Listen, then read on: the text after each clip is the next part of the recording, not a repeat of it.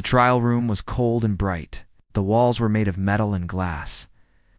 The whole place looked strange, with wires and screens everywhere. In the center of the room was a simple chair. Sitting in that chair was a young girl named Lily Carter. She looked small, but her eyes were steady. She wore a plain gray suit, and her brown hair was tied back. All around her, people watched through clear glass. Some were Jurek, tall and blue-skinned with their cold eyes. Others were humans, but they could do nothing now. The guards wore dark uniforms. Their faces were hard, and they did not speak. Lily was only 19 years old, but she did not cry or beg. She sat quietly waiting. Everyone in the galaxy knew about this trial. It was shown live on screens in homes, shops, and even on the streets. The Jurek Dominion made sure every planet could watch. It was supposed to be a lesson. Do not fight the Dominion. Do not stand against their rules. If you do, this could happen to you or someone you love. That was the message. The Jurok were the most powerful rulers in this part of space. They had large armies, huge ships, and the best technology. Their leader, Supreme Director Rulon, sat at the highest seat looking down at Lily with cold interest. Lily was accused of many things. They said she had broken their laws.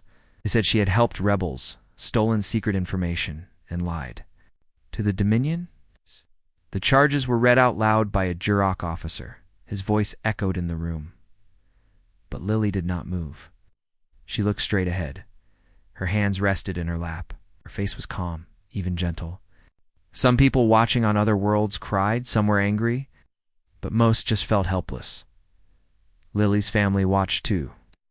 Her older brother, Ethan Carter, was far away in a small human city on Mars. When he saw Lily's face on the screen, he felt cold inside. He wanted to help her, but he knew there was nothing he could do now. Their parents, friends, and many others sat together in silence, hoping for a miracle. But deep down, they all knew the end was coming.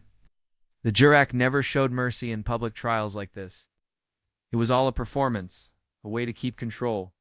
The trial went on for hours. Jurok officers asked questions, but they did not really care about her answers. The real reason for the trial was to make people afraid. Some Jurok soldiers whispered to each other that the humans were weak. Others just watched, waiting for the sentence. Lily answered every question in a quiet, clear voice. She did not argue or try to defend herself. She knew that nothing she said would change the outcome. Her courage surprised many who watched. Even some Jurok seemed unsure. Was she foolish? Or was there something they did not understand? After a long pause, the Supreme Director stood up. He was taller than the others. With long arms and silver marks on his head, he spoke slowly so everyone could understand. He told the galaxy that Lily Carter was guilty, said she was dangerous and she must be made an example. He said her actions would lead to her death. The words felt heavy, like stones dropping into water. People watching on Earth, Mars, and many other human colonies felt their hearts sink, but Lily did not flinch. She looked up at the camera and smiled, just for a moment. It was a small, sad smile, but it was full of meaning. Some people watching started to cry. Others felt something else, a burning feeling deep inside. Ethan pressed his fists together. He wanted to scream, but he kept quiet.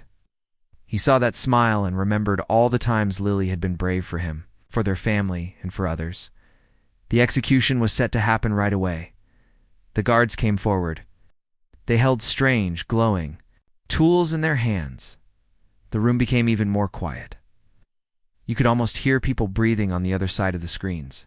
The Jurok made sure to show everything. They wanted to break the humans' hope. Lily stood up when they told her to. She did not fight. She walked to the marked spot on the floor. She turned to face the camera one last time. Her eyes were gentle, almost peaceful. The Jurok leader read the final words. Lily looked straight at the camera. She spoke softly, but her words were clear. She said, "I am not afraid. The truth can never die. Someone will remember." Then the screen went bright. The execution was fast. The camera stayed on Lily's face until the very end. Then the screen faded to black. Across the galaxy, silence spread. Some people stared at the blank screens for a long time. On Earth, in human colonies, and even on other alien worlds, people felt a deep, heavy sadness. They were shocked, angry, and helpless all at once. The Jurek leaders felt proud. They believed they had sent a message that no one would forget. In their great halls, they clapped and cheered. But in human homes, something else began to grow. It was not just pain. It was a quiet, burning anger. Something had changed. Ethan sat alone for hours. He could not sleep or eat, remembered every word, every look Lily had given. He thought about her bravery and the unfairness of it all. He thought about the years they had spent together as children, playing in fields, laughing under the sky. Now she was gone. But in his heart, he knew that Lily's story was not finished. He looked at her last message and felt a new resolve. He was not alone. All across human space, people felt the same way. They had watched the Jurok try to crush one small girl, but they saw something the Jurok could not understand. In the days that followed, small groups gathered quietly in different places. Some were in big cities. Others were in secret bases hidden on moons or old ships. They spoke in low voices about Lily, about what had happened, and about what needed to be done. For the first time in many years, humans were united by something. Bigger than fear, they remembered her words, they remembered her smile. The anger inside them was not wild. It was quiet and steady. It was the kind of anger that did not go away. It was the kind that waited and watched. It was the kind that changed the world. It was only a few hours since the broadcast, but everything felt different now. On Jurak worlds, leaders celebrated their victory. They held parties and raised their glasses. They laughed and said the humans had learned their lesson. Cities, the news played on giant screens. Some Jurek watched with pride. Others did not care. Most simply went on with their daily work, thinking nothing had truly changed. But outside of the Jurek's bright cities and long halls, something was happening that no one could see. On Earth, in Mars, in small colonies and big cities, people were quiet. In some places, candles burned in windows. In others, families gathered together in silence, just sitting and thinking about Lily. On Luna, a teacher turned off her screen and told her students to go home early. On Titan, miners stopped working and listened to the news in break rooms. All around human space, it felt like the galaxy was holding its breath. Ethan Carter walked alone through the city. The roads were empty and the sky was dark. He remembered when Lily was a little girl and he would carry her on his shoulders. Yes, now, she was gone. He felt helpless, but also restless, like something inside him was waiting to wake up. In his pocket, his cum device buzzed. At first, he did not look. Then the buzzing grew louder. He checked the message. It was only a short line. Ethan, meet me at the old pier. Now he left right away. The old pier was near the water, a quiet place where he and Lily used to go. When he got there, he saw two people waiting for him. One was Maria, a childhood friend who now worked with the human government. The other was Ben, an engineer known for being quiet but smart. Maria spoke first. She said, "It's time. We can't wait any longer." Ethan nodded. He did not need to ask what she meant. They all felt it. Something needed to be done, but what? They talked for a long time, sharing ideas and memories of Lily. Ben pulled out a small device and showed them a strange message that had just appeared on his computer at work. The message was not long. It only said, "You took one, now you lose." All. The words flashed again and again, then vanished. Ben said it had appeared on every device at his lab, and others saw it too. Maria looked worried. She said the Jurek systems had been acting strange since the broadcast. Some government workers lost contact with Jurek computers. Messages bounced back. Strange signals came from the edges of Jurek space. The group stood by the water, looking at the city lights across the bay. They all knew Lily's execution had started something big. Ethan felt like Lily was still there, giving him courage. He told Maria and Ben that they could not let the Jurok win. He said, "We have to do something, even if it's small. Even if it's just to remember Lily." On Jurok planets, strange problems began to happen. At first, the Dominion thought it was just bad luck or technical errors.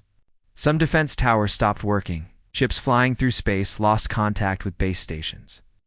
The great communication rings that circled each world started to blink on and off. The Jurok engineers worked hard, but they could not find the cause. In their high towers, Dominion leaders grew angry and blamed each other. They did not know that these were only the first signs. Maria returned to her office and found the same strange message flashing on her computer screen. She tried to trace it, but it disappeared every time. More people called her, worried about their own devices. She called Ethan and Ben again, and they talked about what it could mean. Was it a warning, a threat, or something else? In secret, Ethan used an old code that he and Lily once shared. He sent a message to friends he trusted across the human colonies. He told them to be careful, to stay alert, and to trust only those who had helped Lily before. In the days that followed, rumors spread fast. People whispered about the message that had appeared everywhere. Some said it was Lily's ghost. Others thought it was a group of hackers. Some even believed it was a sign of hope. For the first time in years, people were not only afraid, they were curious, even excited. Something new was coming. The Jurok military called an emergency meeting. Generals from every planet joined by screen. They argued and shouted, trying to find someone to blame. A few officers said the humans were planning something. Most of the generals just laughed. They believed the humans were too weak, too divided. But one old Jurok general sat quietly in the back, said, "Never trust a human who has lost everything. That is when they are most dangerous." Strange things started to happen all over Jurok space. A mining colony on the edge of their territory sent a distress signal. Its main computer went dark, and nobody could reach the workers inside. In another place, a food supply ship spun out of control and crashed into a docking bay. In many cities, at first, the Jurok believed it was just coincidence. But soon, the events grew worse. Shields over important buildings flickered. Security bots stopped following orders. Power grids went up and down. Even the biggest Jurok banks could not access their credits for a few hours. On the Galactic net, everyone talked about Lily's execution. Her final words were shared again and again. Videos of her calm face were watched by billions. In quiet homes and busy shops, people replayed the moment she smiled at the camera. Some people began to wear ribbons in her memory. Artists drew her picture on city walls. Songs were written for her. Her story did not fade. It grew brighter. Ethan did not sleep much. Spent his nights reading messages from people all over human space. Some told stories about Lily's kindness or bravery. Others just wanted someone to talk to. Ethan replied to as many as he could. He felt like he was not alone anymore. A network was forming, one that stretched across planets and moons. Even old enemies started to talk to each other a week after. The execution, the problems in Jurok space grew worse. Their leaders tried to fix the systems, but every time they did, something else went wrong. Some Jurok leaders became afraid. They began to wonder if the humans were behind all of this. Secret police searched for hackers, but found nothing. At the same time, more messages appeared on Jurok screens. Sometimes it was just a single word. Remember? Other times it was a countdown. Numbers that slowly ticked down with no explanation. Jurok children grew frightened and asked their parents what it meant. Ethan, Maria, and Ben met again. They felt the world changing around them. Ben said, "It's not just one group doing this. It's everyone, everywhere. All the people Lily helped, all the people who loved her. They were all doing something, even if it's small." Maria smiled a little. She said, "Maybe the Jurok finally understand that humans are not weak. We have hope, and we have each other." That's what they never understood. Ethan looked at the dark water, thinking of Lily. He knew this was just the beginning. Something big was coming. For the first time since Lily's trial, he felt a small light inside his heart. He was not sure what would happen next, but he was ready, Across the stars, others felt the same. The Jurek Dominion's grip was slipping, and soon the whole galaxy would know it. In the deep darkness of space, things started to move quietly. It began with small signs that most people did not see. In a mining colony, far from any big city, a bright light flashed, and then the ground shook. The miners ran from their homes, scared and confused. When they looked back, they saw that the colony's main power center was burning. Nobody knew why it happened.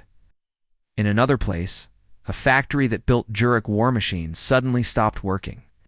The robots inside started to break their own machines. As if they had turned wild on the news, there was only silence from the Jurok. They tried to hide the problems. But soon too many things were going wrong. Communication lines went down on several planets. Starships flying between worlds lost their maps and drifted off course.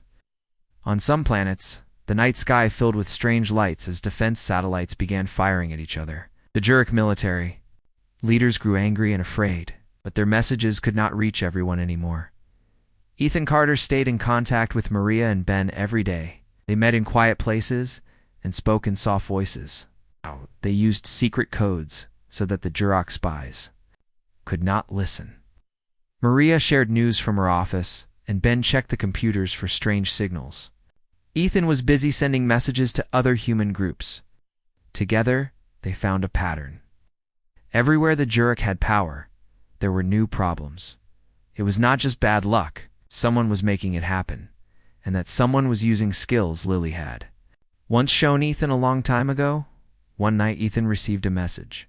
It was not from a friend or a person he knew. It was only a line of code, but he understood it right away. It was the same code he and Lily had used as children. He showed Maria and Ben. The message said, "Wait for midnight." "We'll change." As midnight came, the galaxy held its breath. The problems became bigger. On Jurok worlds, alarms sounded in every city. The lights in the streets flickered and then went out. The great doors of the prisons opened by themselves. Hundreds of prisoners ran into the night, some crying, some laughing, all free at last. On the main Jurek homeworld, a huge screen showed a countdown. The numbers slowly ticked down to 0. Then the words appeared. "You took one. Now you lose all." People everywhere watched in shock. Some cheered, others were afraid. On Jurek military bases, officers tried to control their soldiers, but their orders would not go through. The defense shields over the main cities went down. For the first time in many years, the skies above the cities turned red as satellites fell from orbit. In the confusion, many people did not know what to do. Maria ran back to her office, trying to reach anyone in the human government. Her calls did not work. She could only watch as her computer showed news from every world. Ben stayed at his lab using his skills to help the hackers. He passed secret messages, telling others where to strike next. Ethan watched it all, thinking of Lily. He hoped she was watching too, wherever she was. In many places, the people who had once been under Jurok rule began to rise. On a planet called Greystone, a group of workers who had lost family to the Jurok stood together in the main square. They did not have weapons, but they had courage. When the Jurok guards came, the workers held up their hands and refused to move. The guards shouted, but the workers did not run. In the end, the guards left. It was the first small victory. Word of it spread quickly. Everywhere people acted. On the planet Zephyr, old friends of Lily broke into the control room of the Jurek's main computer. They used a code that Lily had taught them years ago. With shaking hands, they sent a signal to shut down the defense grids. In moments, the city's bright shields fell. The people cheered and rushed into the streets. They pulled down the Jurek flags and raised their own. It was happening all over now. The Jurek had lost control. The Jurek leaders tried to hide in their tall towers. They sent out calls for help, but nobody answered. Their ships were stuck in the docks. Their weapons would not fire.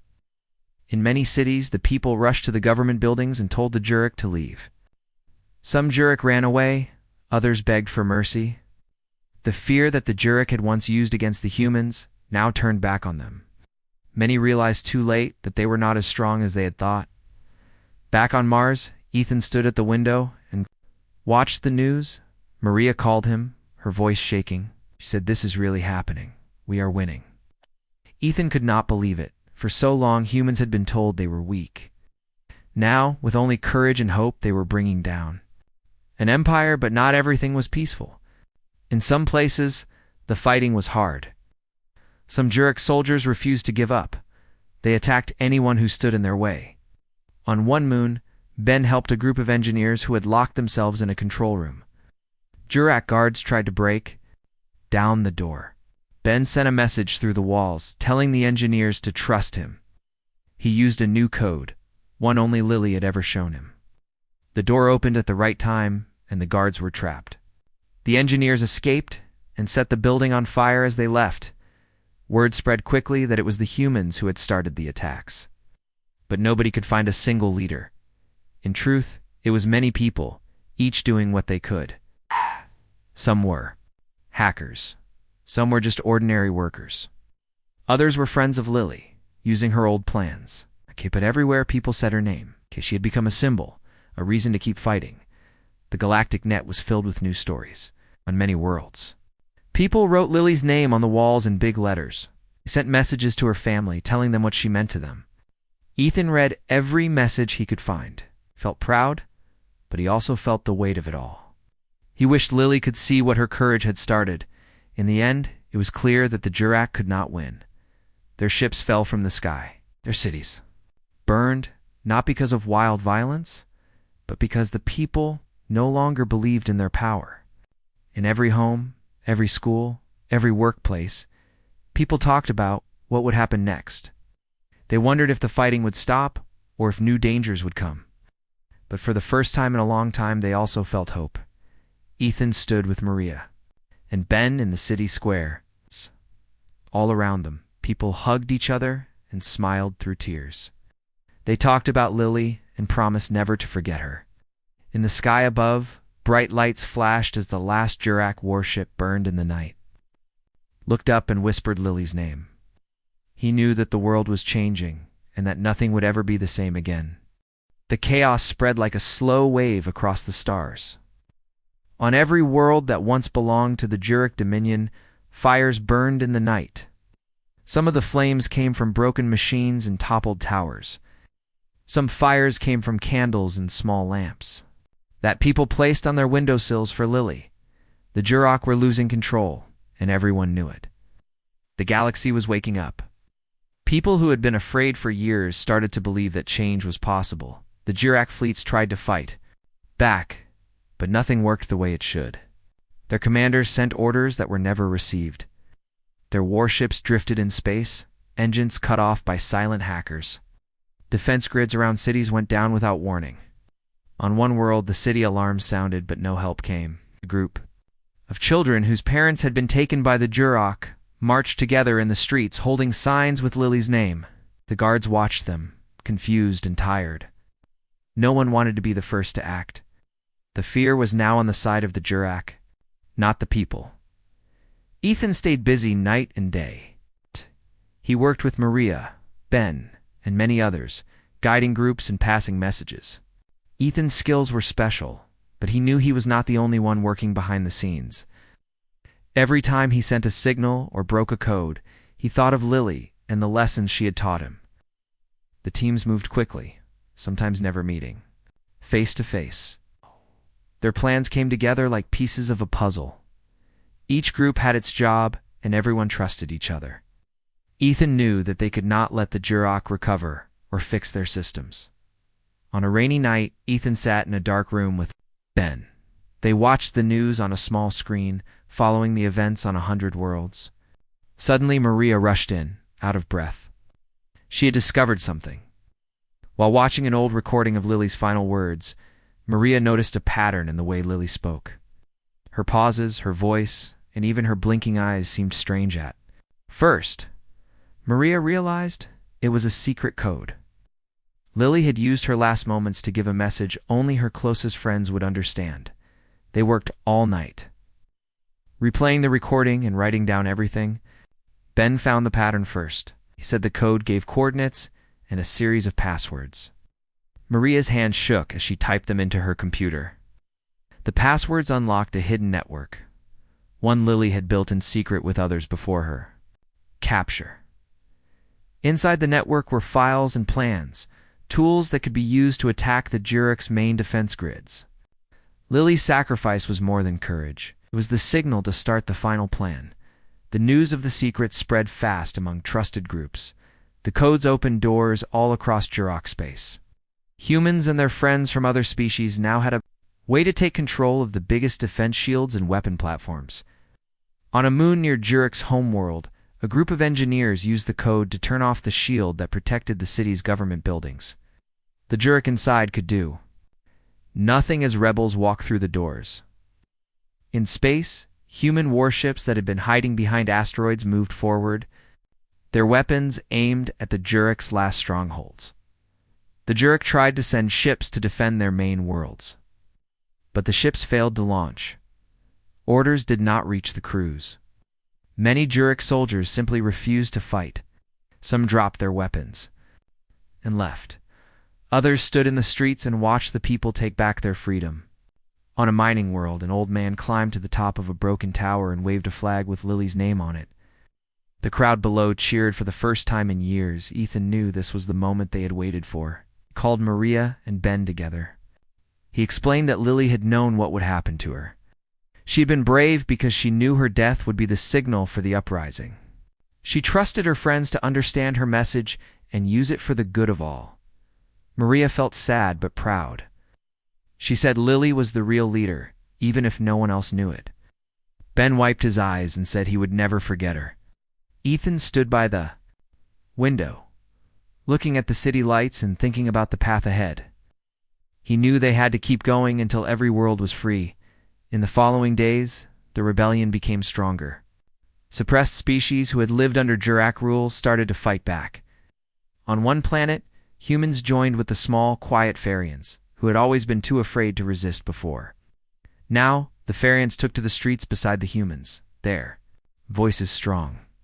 On another world, an alien group called the Tolan, who were once forced to work in the mines, broke their chains and marched toward the Jurok palace. Jurok leaders hid in their fortresses, afraid to come out. Their messages to each other were full of panic and blame. Some argued that they should surrender, but others still wanted to fight. On the Jurok's strongest planet, the defense platforms exploded from the inside. Someone had used the codes. Lily left to set off the blasts. People on the ground watched the fire in the sky and cheered. They knew this was a sign that the old ways were ending as more worlds burned. Ethan and his team decided it was time to move forward. They gathered volunteers and made a plan to enter the capital city of the Jurok, using cloaked transports. They slipped past what was left of the guards. The city was full of fear and confusion. People stayed inside, afraid of what might happen. Ethan's team split up, moving through the empty streets. They reached the palace gates and saw that no one was there to stop them. They walked inside, feeling the weight of history on their shoulders. Ethan found the supreme commander of the Jurok in a dark room, hiding behind a locked door. The commander's face was pale and tired. He begged for mercy. Ethan said he did not want revenge, only justice. He told the commander that the days of fear were over, said the people would decide what happened next. The commander was taken out of the palace, surrounded by silent crowds. No one cheered, but no one cried either. It was a quiet victory. Maria sent a message to every world telling them what had happened. She said that the Jurok Dominion was finished. She reminded everyone that it was Lily's courage and the unity of people everywhere that had brought freedom. Across the stars, people remembered her smile and her last words. Now, they looked to the future with hope and determination. After the fall of the capital city, the news traveled faster than light. On every world, in every city and small village, people heard that the Jurok Dominion was finished. People celebrated, but their joy was not wild. It was quiet and full of relief. Some people cried, others just sat together, holding hands and listening to the news over small radios or screens. For many, it felt like waking up from a long, dark dream. Ethan, Maria, and Ben stayed in the city with their group. They knew the most dangerous part was not over yet. Sometimes the end of one kind of rule is only the beginning of a new struggle. They needed to make sure that freedom would last, and that there would be no more fear. They talked with the people in the city, with old friends and strangers who had helped in the fight. Everyone agreed that the days of revenge and hate must not return. They did not want to become like the Jurek had been. They wanted a different kind of future. In the broken palace, the supreme commander of the Jurek sat in a small, plain room. The people guarded him, but no one harmed him. He was quiet, watching the crowds outside the window. He did not beg anymore. He seemed tired, like a man who had lost everything. Ethan went to see him. Ethan looked at the old leader and said, "You have to answer for your actions." The commander nodded, said he was ready to face the people, did not argue or try to escape. The time for power was gone. Maria and Ben worked with others to set up a meeting in the largest hall in the city. Leaders from many worlds joined by screen. Some were humans, others were from different species. They wanted to make sure the trials were fair. People spoke calmly. They asked questions about what happened and why. The Jurok leaders had to listen. They could not hide behind soldiers or walls anymore. Many people told stories of the pain they suffered. Others spoke of friends who had helped them even when it was dangerous. For the first time, everyone was heard. The trial went on for days. The old Jurok laws did not matter anymore. The new rules were simple. No more cruelty, no more silence, and no more fear. When the trial ended, the Jurek commanders were sent to a quiet place, away from the cities, to live under watch. There would be no executions, no revenge. The people wanted peace, not more blood. Ethan and his friends made sure of it. Maria spoke to the crowd, saying, "This is not the end, but a new beginning for us all." On the day after the trial, people came together in the city square. There were no flags or banners, just faces full of hope and tired smiles. They stood in silence for Lily. A small group of children placed flowers in the center of the square. The wind blew gently, carrying the scent of new hope across the city. Maria read a short message from Lily's family. She said, "Lily gave us her courage. Now we must give each other kindness and understanding." In the weeks that followed, the worlds began to rebuild. It was not easy. Many buildings were broken, and many people were lost or afraid. On some worlds, food was short. On others, power was weak, and the nights were long and cold. But everywhere people worked together. Neighbors helped each other. Old arguments were put aside. People remembered what it felt like to be free, and they did not want to lose it again. Ben worked with engineers to repair power lines. Maria helped people write new laws, simple and fair for everyone. Ethan traveled from world to world, listening to the people and bringing their words back to the city. As things got better, people started to talk about the future. On the Galactic net, people shared ideas for new councils and new rules. They wanted to make sure no one could ever rule with fear again. Children learned about Lily in school. They painted pictures of her, and songs were written in her name. Even on old Jurok worlds, some children placed candles in their windows for her. Lily had become a symbol of hope, not just for humans, but for many others too. One day, Ethan visited a small town on a distant planet. People invited him to eat with them. They talked about their dreams and their fears. An old woman said, "We are not afraid anymore. We are finally living our own lives." Ethan smiled and thanked her. He knew that this was what Lily wanted most. Not power or revenge, but simple peace and the chance for people to choose their own way. Back in the city, Maria, Ben, and Ethan met to talk about what would come next. They agreed that they could not lead forever. They wanted to help people stand on their own. They wrote a letter to every world, asking people to choose their own leaders. Maria said, "It is time for new voices and new ideas. Let the people decide." In every city and village, elections were held. People voted for friends and neighbors, people they trusted. For the first time in memory, the leaders did not come from big families or rich homes, but from the people themselves. As the first new leaders met in the city, Ethan stood at the window and watched the stars. He thought about Lily, about their childhood, and about the many lives that had changed because of her. He felt sadness for her loss, but he also felt pride. He knew her memory would last long after the pain faded. Maria joined him and said, "We did not do this alone. The people did it, and they will keep it safe." That night, in every city and on every world, people lit candles and looked up at the sky. Some prayed, some just watched the stars. It was a quiet moment of thanks for freedom, for hope, and for each other. The long night was over, and a new day was waiting. People were ready for it. The galaxy was quiet in the days after the end of the Jurok Dominion. People everywhere were tired but hopeful. For the first time in many years, there was no war, no fear, and no more silent anger waiting to explode. The wounds left by years of fighting and pain did not heal overnight, but there was a feeling of peace that people had almost forgotten. It felt free, and they felt proud. Ethan walked slowly through the new city center. The sun was coming up over the broken rooftops, shining on faces that were smiling for the first time in a long while. Some people planted flowers along the streets. Children played in small parks, shouting with joy. There was still much work to do, but people helped each other without being told. When someone fell, a stranger reached out a hand. Shops opened again, and the sounds of laughter filled the air. The old Jurok banners were gone. Instead, walls showed painted pictures of Lily. Her face was everywhere, painted in bright colors. Words of hope were written below her picture. One day, the leader was chosen by the people. She was not rich or famous. She was a teacher from a small colony who had helped children survive during the worst years. She stood in the city square and spoke about peace, justice, and the promise to never return to the days of fear. Maria and Ben stood in the crowd and smiled. They had helped start this new time, but they knew it was not about them. It was about everyone working together, learning from the past and looking to the future.